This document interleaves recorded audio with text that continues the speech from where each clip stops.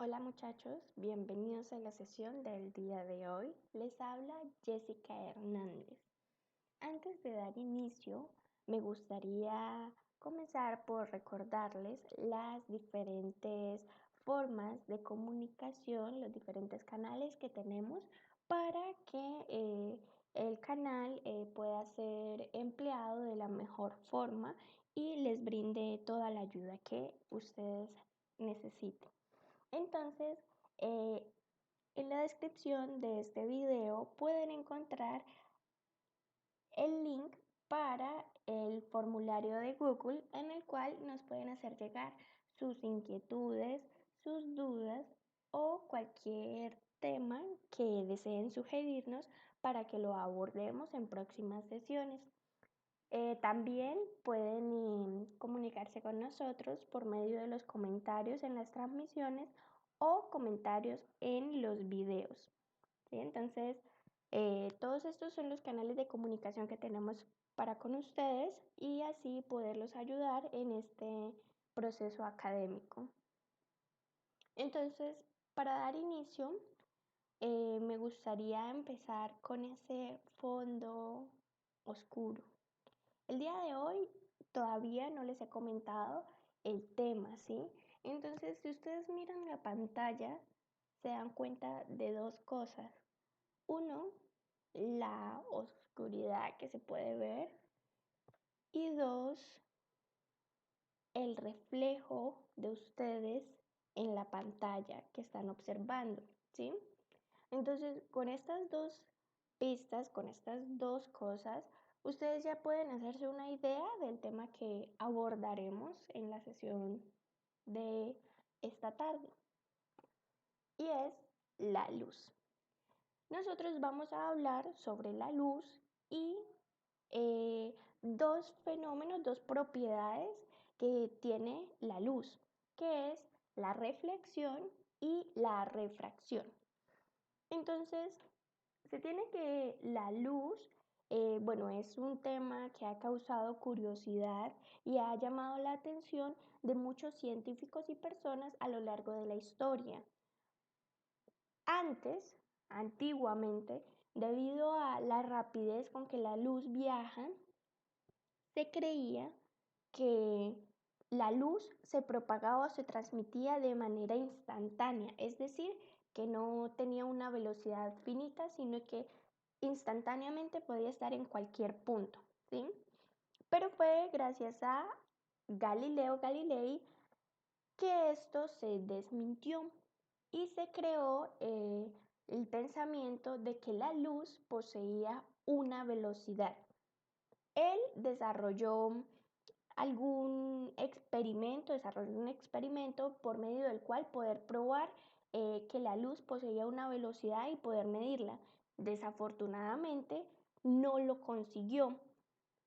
La intriga de él, la curiosidad de él hacia la luz se despierta cuando se da cuenta que el sonido posee una velocidad. Entonces, él postula que efectivamente la luz también va a poseer una velocidad de viaje, que debe gastar cierto tiempo en recorrer una distancia. Y él menciona que así como la velocidad del sonido es bastante grande, la de la luz no es que sea algo que se transporta instantáneamente, sino que posee una velocidad de viaje sumamente grande, ¿sí? Entonces, gracias a esto, a que Galileo postuló, se fueron diseñando diferentes experimentos por parte de diferentes científicos a lo largo del mundo, como por ejemplo el astrónomo Olaf Römer, el físico francés Fizeau y otro físico francés, Jean Foucault. Entonces, entre ellos fueron desarrollando y mejorando las técnicas para la medición de la velocidad de la luz. Y bueno, al día de hoy ya sabemos y somos conscientes que efectivamente la velocidad de la luz es finita y es constante, ¿sí?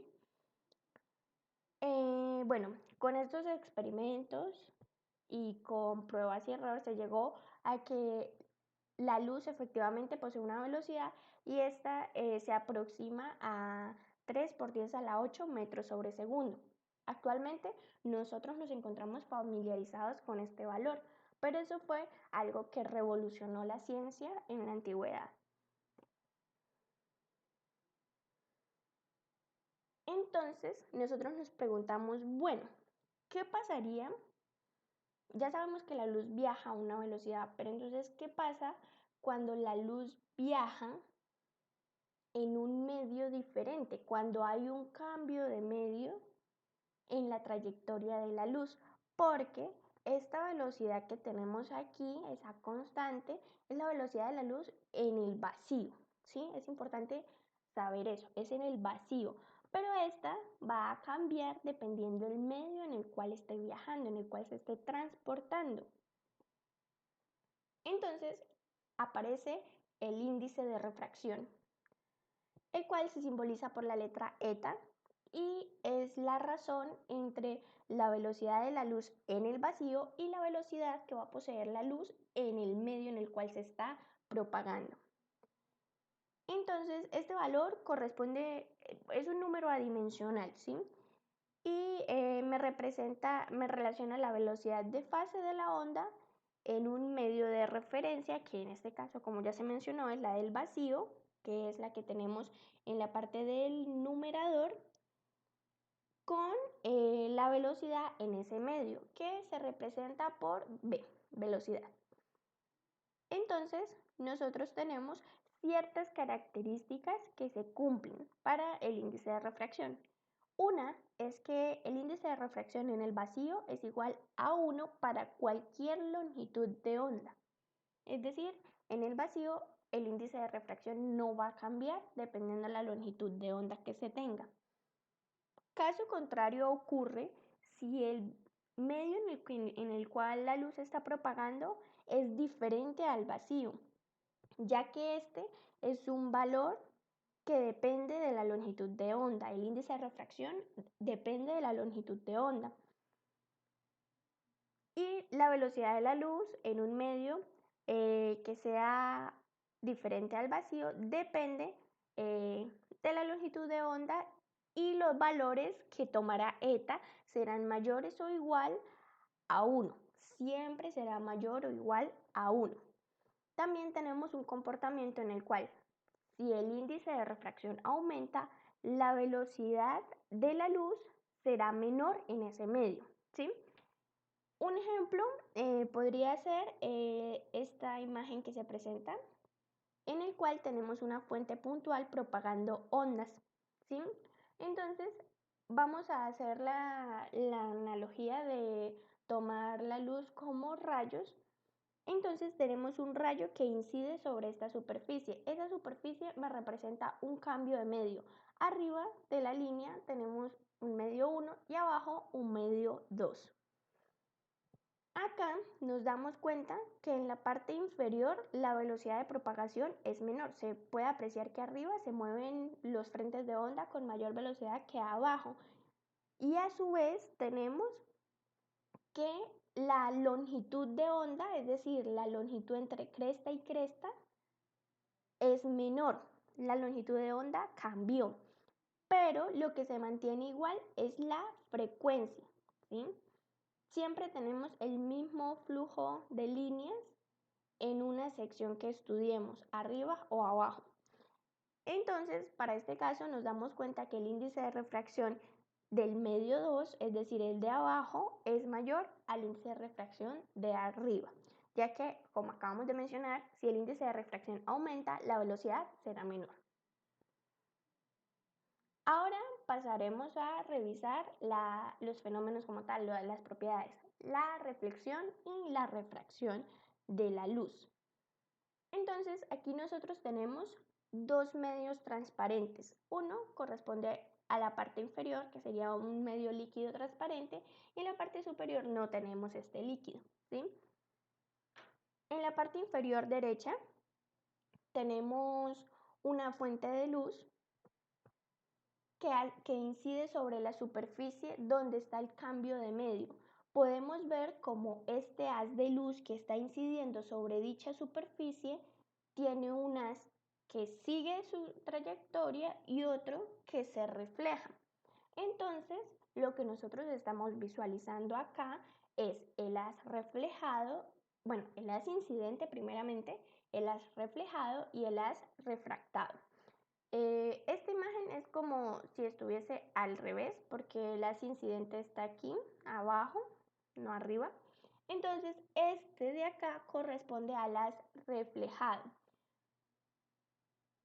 Es importante saber que el ángulo de reflexión es igual al ángulo incidente. Y estos ángulos, tanto los reflejados, el incidente, el refractado, se miden con respecto a la normal de la superficie donde incide. Es decir, la superficie en este caso es esta horizontal. La normal de esa horizontal es hacia acá y hacia acá. Entonces el ángulo incidente se va a medir desde esta vertical hacia la parte del haz que está incidiendo. Y el reflejado es desde esa vertical hacia el haz que se está reflejando. Esos dos ángulos son iguales, porque la reflexión me representa un cambio de dirección de los rayos de luz que ocurre en un mismo medio. Como nos damos cuenta, seguimos en el medio líquido transparente. No hemos cambiado de medio. Y bueno, esto ocurre siempre que se hace incidir una sobre una superficie que cambia de medio. Bueno, algo importante es que a pesar pues de poder tener las tres dimensiones, este fenómeno ocurre en un mismo plano. ¿Qué quiere decir eso? La normal, el haz incidente y el haz reflejado pertenecen a un mismo plano. No va, digamos, a incidir este y el reflejado salir de la pantalla, eso no se va a obtener. Entonces, bueno, para el caso de la reflexión, la velocidad de la luz no cambia, la frecuencia tampoco cambia y tampoco lo hace la longitud de onda. Todo permanece igual. Ahora, para este haz que continúa la trayectoria, este se conoce como el haz refractado, que me representa el cambio de dirección de la luz al cambiar de un medio a otro. Al pasar de un medio a otro, tenemos ese cambio de dirección en el haz de luz. Y este va a propagarse con una velocidad diferente en cada uno de los medios.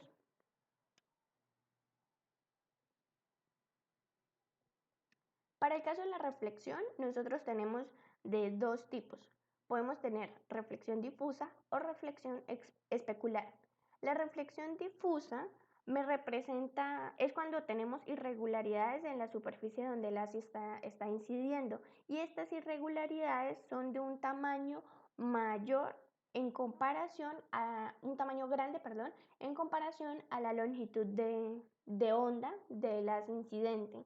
Entonces, los haces, dependiendo en qué parte de la superficie incidan, van a salir dirigidos a diferentes direcciones, mientras que la reflexión especular corresponde a superficies, entre comillas, lisas, planas, que están pulidas y sus irregularidades son muy pequeñas en comparación con la longitud de onda. Por lo tanto, se va a presentar el fenómeno de reflexión donde el ángulo con el cual los haces salgan reflectados desde la superficie será igual al ángulo de incidencia. Ahora, en la refracción, nosotros tenemos, bueno, acá tengo una representación de esta refracción, de esta propiedad, y es en dos medios, dependiendo cuál medio posea mayor índice de refracción. En el primer caso, el de la izquierda, el índice de refracción del segundo medio es mayor al del primer medio, y caso contrario ocurre en la imagen de la derecha. Entonces, ¿en qué va a cambiar si el haz va de un medio de menor índice de refracción a uno de mayor, o de uno de mayor a uno menor?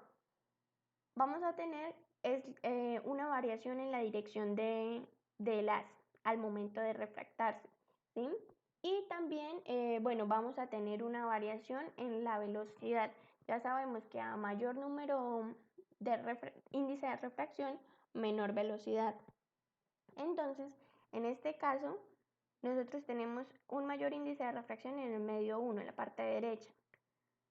La velocidad en el medio 1 va a ser menor y en ese caso, cuando vamos de un medio de mayor índice a uno de menor, el haz se va a alejar de la normal.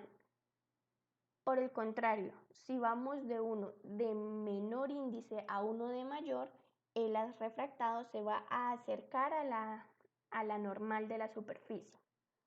Una forma de relacionar estos ángulos, el ángulo de incidencia y el ángulo de refracción, es por medio de la ley de Snell, que me relaciona los índices de refracción de cada uno de los medios con los ángulos de incidencia o de refracción. Algo importante acá en la refracción es que para este caso la frecuencia no cambia, ya que esta va a depender exclusivamente de la fuente que me está emitiendo el haz, pero sí van a cambiar la longitud de onda y la velocidad. Entonces esta se conoce como la ley de Snell. Ahora, nosotros podemos tener casos cuando el índice de refracción 1 del medio 1 es mayor al del segundo medio, ¿sí? Entonces podemos tener que el haz se refracte normalmente, con normalidad, pero también poseemos un ángulo crítico, ¿sí? ¿Esto qué quiere decir? Ese ángulo crítico es el ángulo en el cual el haz incide y el ángulo de refracción forma 90 grados, es de 90 grados, ¿sí? Y si el ángulo incidente es igual al, ángulo crítico, entonces solo vamos a ver el haz incidente. Si el ángulo de incidencia es mayor al ángulo crítico, que es la última imagen, vamos a tener lo que se conoce como una reflexión total o reflexión interna, ¿sí?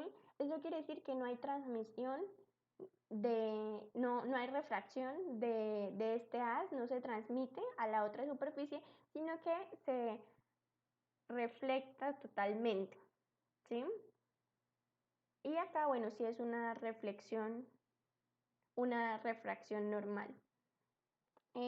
Me gustaría mostrarles acá esta animación. Yo les dejo el enlace para que la puedan trabajar. Acá pueden ver esto que les acabo de mencionar. Van desplazando el haz. Acá le pueden cambiar el índice de refracción al medio 1.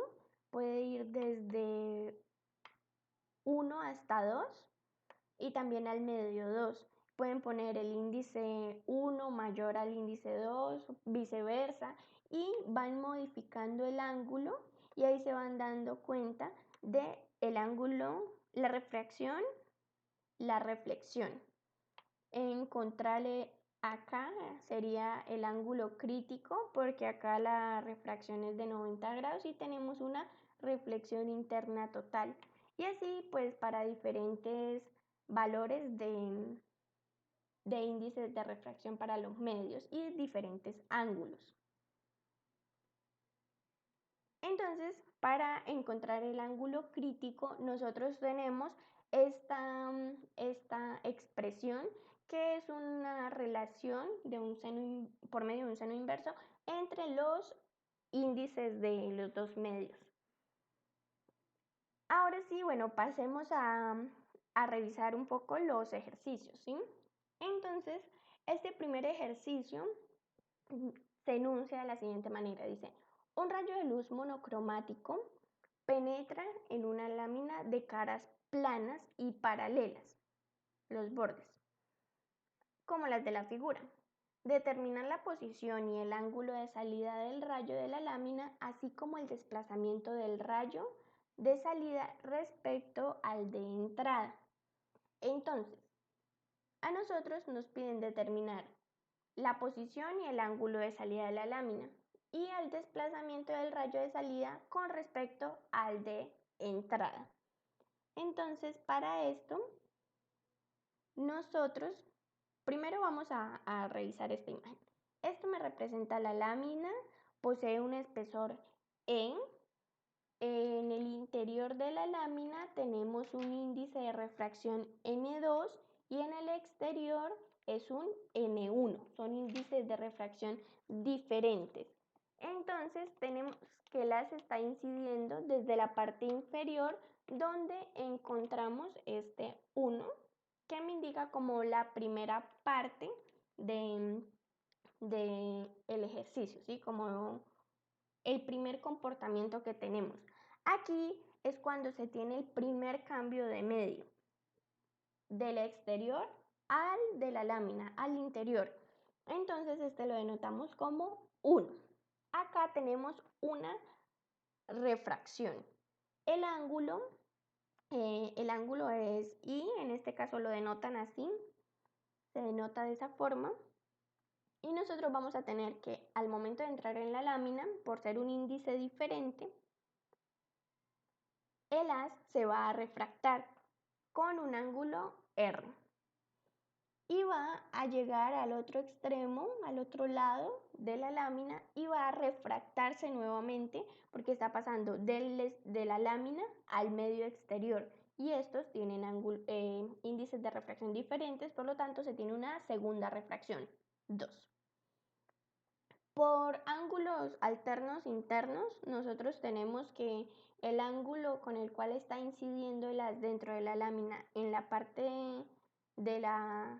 en la parte 2 es igual al ángulo de refracción. Esto también se puede mirar a partir de formar este triángulo. Vemos que es un triángulo rectángulo, entonces este lado va a ser 90 menos R, que es el ángulo refractado, este es 90 y la suma debe ser 180, entonces encontramos que este lado es R, el mismo de refracción.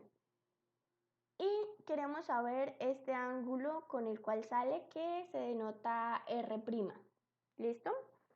Entonces, bueno, es importante darnos cuenta que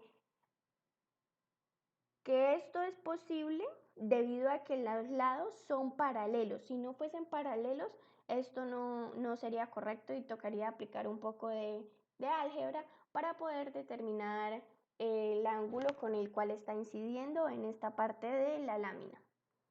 Entonces, aplicamos ley de Snell para la parte 1 y la parte 2. ¿Sí? Entonces, empecemos.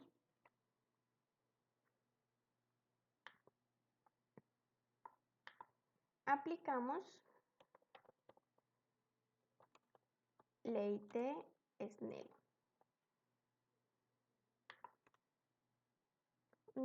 Si quieren mejor esto, pasémoslo a otra página y empezamos a trabajarlo. Aquí. De una vez, esta ya es la solución del ejercicio. Entonces, aplicamos ley de Snell. En 1, nosotros vamos a tener, que es decir, en esta parte, al aplicarla en esa parte, nosotros tenemos que el índice de refracción 1 por el seno de el ángulo incidente, que sería, bueno, vamos a hacer un cambio de notación para que quede algo más fácil la escritura. El ángulo I lo vamos a escribir como alfa, puede ser. El ángulo R lo vamos a escribir como beta y el ángulo R' lo lo vamos a escribir como un gamma. Entonces voy a dejar esto aquí. Recuerden que esta va a ser la notación que vamos a trabajar. Entonces, para la parte 1 aplicamos ley de Snell. Entonces me queda el índice del medio 1 por el seno del ángulo incidente, que en nuestro caso es alfa. Va a ser igual al índice del medio 2 por el seno del ángulo refractado, que en este caso es beta. Entonces, esa es para el primer caso. Para el segundo caso, aplicamos también ley de Snell y en esta ocasión tenemos que es del medio 2, es decir, aquí viene un 2, y el ángulo de incidencia va a ser el mismo refractado, es decir, va a ser beta, y sale al exterior el haz, es decir, va al medio 1, y el ángulo con el que sale es gamma.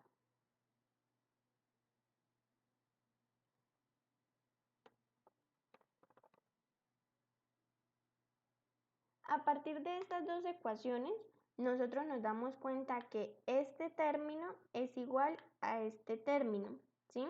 Por lo tanto, podemos igualar el eta 1 seno alfa con eta 1 seno gamma.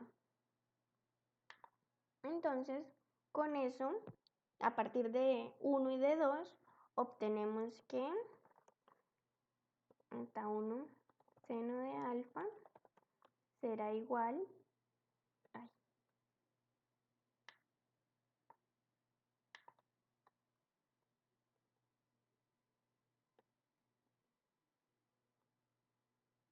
seno de alfa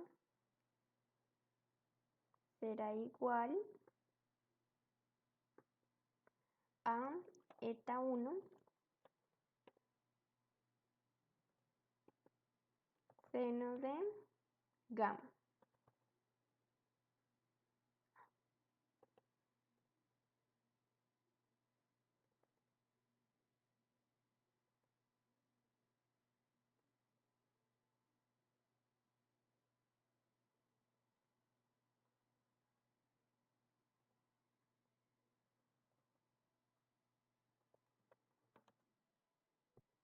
Y con esto, bueno, el eta 1 se cancela con eta 1, aplicamos seno inverso a ambos lados y encontramos que alfa es igual a gamma, ¿sí? Tenemos que alfa es igual a gamma, es decir, el ángulo de incidencia va a ser igual al ángulo con el cual se refracta en la segunda parte. Esos dos ángulos son iguales, eso es lo que encontramos en esta primera parte. Y para eso en esta parte. Ahora, nosotros tenemos que, vamos a dejarlo aquí.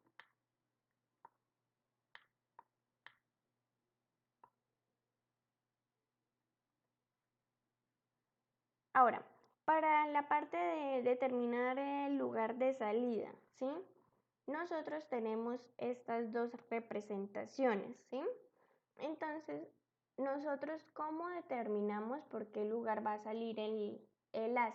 Nosotros tenemos que entre el lugar donde incidió y el lugar donde sale hay una altura h.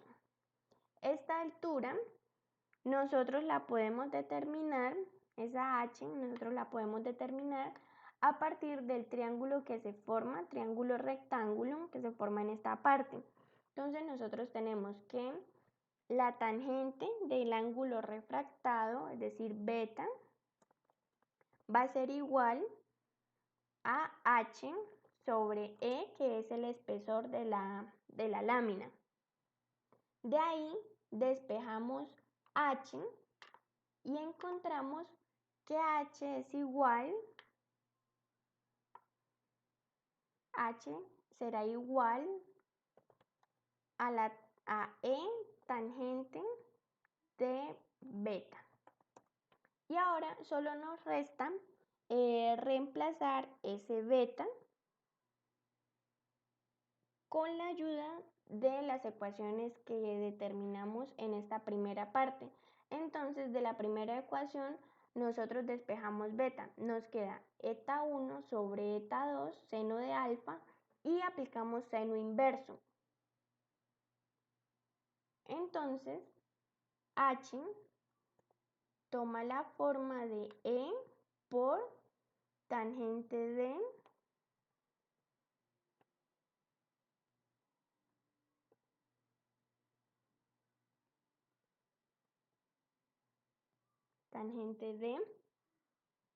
seno inverso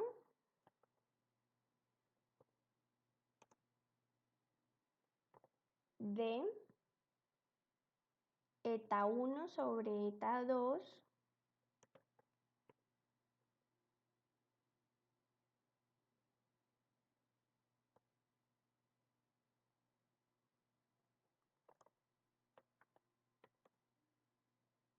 por el seno del ángulo incidente, que es alfa.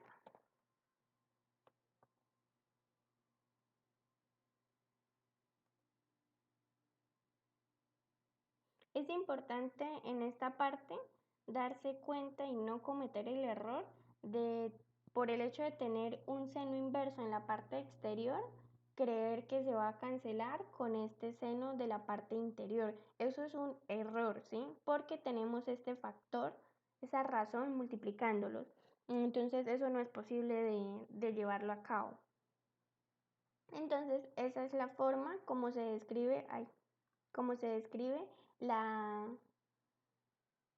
la altura para determinar el punto de la lámina donde se va a expulsar el otro haz, donde va a salir emitido ese haz.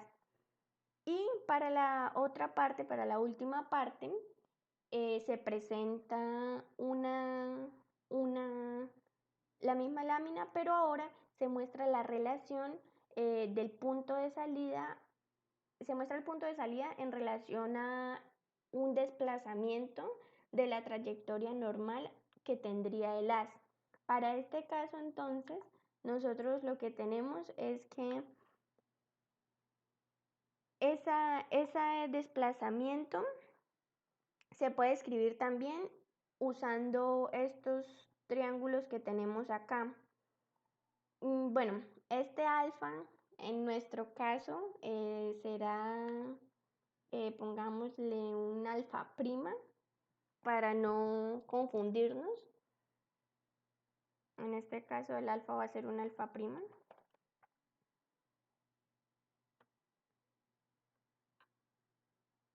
Esto es alfa prima.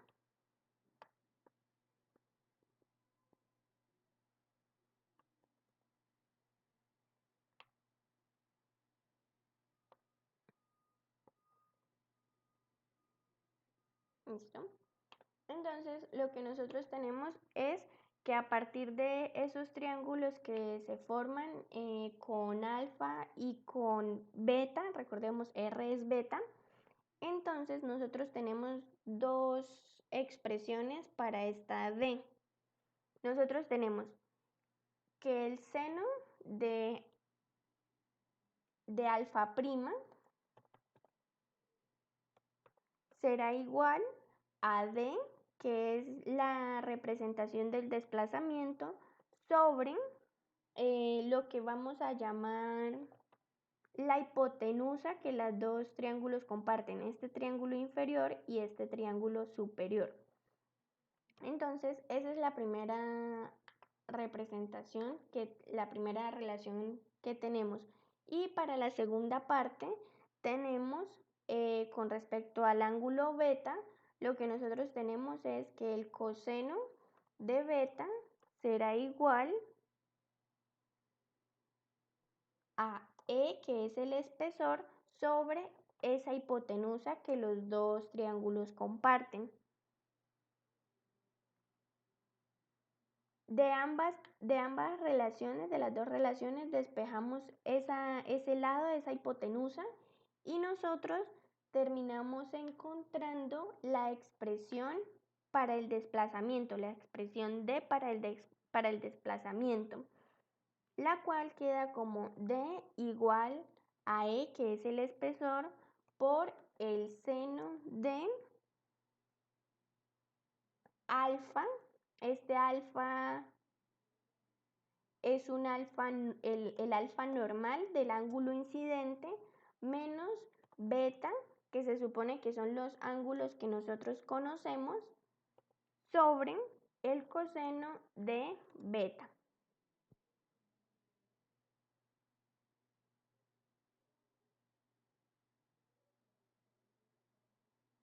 Ahora, se preguntarán por qué alfa menos beta, ¿sí? Nosotros tenemos que este ángulo completo es alfa prima más beta. Entonces, este ángulo completo es el mismo ángulo incidente, que es nuestro alfa normal. Entonces, nosotros tendríamos que alfa es igual a alfa prima más beta. Y queremos saber el alfa prima. Entonces, alfa prima va a ser alfa menos beta, que es esta parte que tenemos aquí. Y ya encontramos la solución a nuestro ejercicio. Entonces, esto es un poco de la dinámica que se trabaja con este tipo de problemas. También me gustaría dejarles planteado un último ejercicio que es sobre fibras ópticas. Acá pueden ver una aplicación de la reflexión interna. Nos dicen que una fibra óptica está compuesta por dos materiales. Los rayos se propagan en el núcleo de la fibra con un índice n, eta n, igual a 1.5, y por otro lado la recubierta de dicho material posee un índice de refracción de eta sub c igual a 1.4, y nos piden determinar cuál es el cono de aceptación de la fibra, es decir, en qué rango, que eso me lo determina el ángulo teta a, que es el incidente, cuál es ese cono de aceptación, cuál es ese ángulo teta sub a en el cual los haces que incidan van a tener una reflexión total, que sería esto que se representa acá. Entonces les dejo ese ejercicio para que lo puedan abordar, que lo trabajen, y en una próxima sesión lo trabajaremos. Recuerden, muchachos, seguirnos para que les lleguen las notificaciones, y cualquier duda hacérnosla saber.